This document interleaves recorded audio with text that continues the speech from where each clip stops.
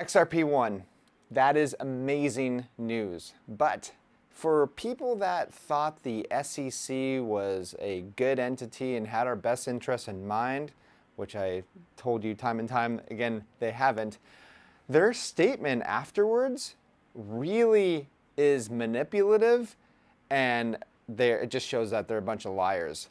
And if you actually read the statement before going on Twitter, you would have thought, wow, maybe XRP still is a security and all these other coins are securities. I'm going to get right into this, but first I'm going to give you a really good news as well, really good piece of news. SEC announces official ETF application from Bitwise. So yes, the countdown, the clock is ticking now. So yes, everybody's going to be trying to do an ETF.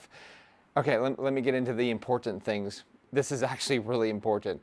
XRP is now trading live on Coinbase just now, and Bitstamp as well, and Kraken. So XRP is trading all over the place. I'm surprised it didn't go up like 300% after this news, but you know, maybe this takes time. I'm going to go over a couple tweets now from Eric Voorhees. He says this is what propaganda looks like.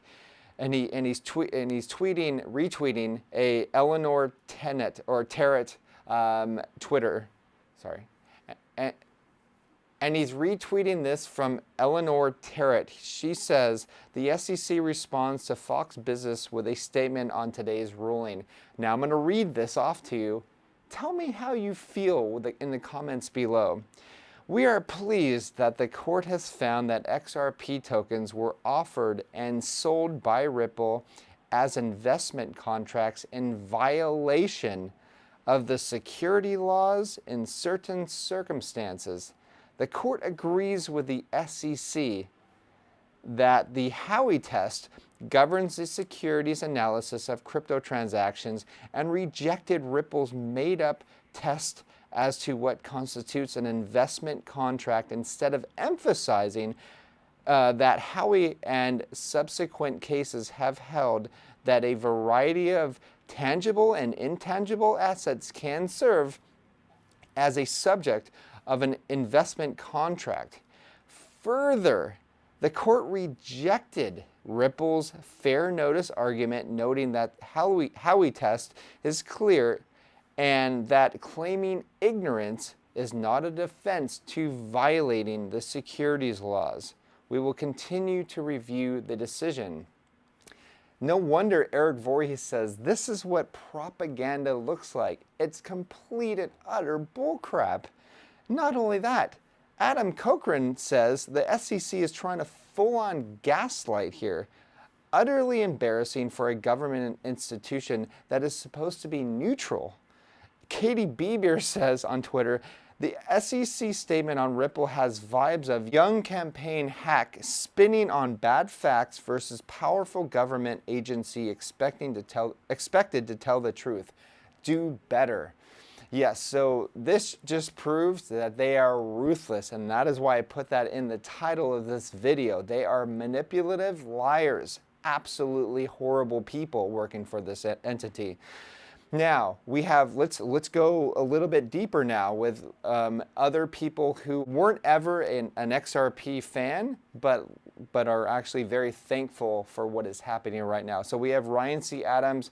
He doesn't like Ripple, but he is an ETH. He loves ETH, right? So XRP just did us a huge favor. Now, this isn't my opinion. This is just his opinion. I think XRP is an overvalued project riding on vapor and fantastic community of shillers, but I never thought I'd be saying this. Thank you, XRP. You stopped Gensler onslaught against crypto. If XRP ain't a security, almost nothing is. And I believe that. And that is why I think we've seen this huge rise in altcoins. This could potentially be the start of a new bull market, because if you are a CT Club member, you will know last year and earlier this year, Heidi was like, hey, she wrote a market update, and she said, hey, listen, I think if XRP is deemed not a security, I think that could potentially be the start of the new bull market. Please check us down below with our link below. We have been in XRP for a very long time, and this was great. I mean, almost essentially doubling your money in overnight is pretty good, you know. So the link is below for our CT Club.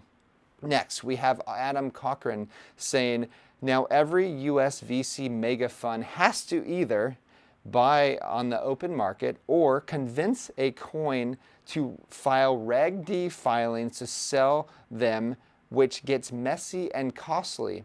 Billions in risk capital seeking VC level returns from early projects now has to come into the real market. So essentially, they're just going to have to buy.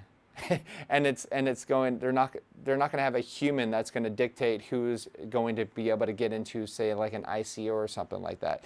Now the question for Adam says in the comments, so it means that projects must give the same opportunities to everyone in the open market. He says, since this is just one case, it's not cut and dry. There are still exceptions, frameworks, and appeals. But that's kind of what the judge is getting at. Fair access, programmatic, not human-directed sales. And lastly, to end this video, there's going to be much more news coming out. So I literally been up half the night with this news, writing up for a CT Club and understanding what is actually going on, so I didn't give you any fake news or whatever.